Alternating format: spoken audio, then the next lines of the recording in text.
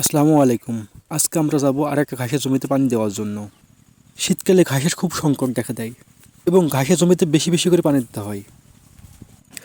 বাংলায় সেচ কাজে ব্যবহৃত ডিজেল ইঞ্জিন চালিত পাম্পগুলোই সাধারণত মানুষ ভালোবেসে স্যালো ইঞ্জিন বলে থাকে। স্যালো মেশিনে জয়যাত্রা মূলত শুরু হয় 1970-এর দশকে শেষের দিকে এবং পূর্ণতা পায় 1990 দশকে।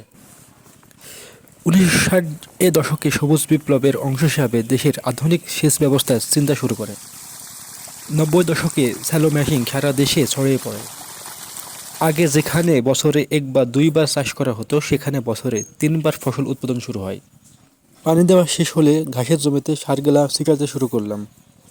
1 বিঘা ঘাসের জমিতে আমরা 20 কেজি ক্যাপ এবং 20 কেজি ইউরিয়া প্রয়োগ করলাম। গরুর খামারের জন্য ঘাসের তাৎপর্য অত্যন্ত গুরুত্বপূর্ণ ও অপরিহার্য। ঘাস ছাড়া সফল গরু খামার কল্পনা করা যায় না।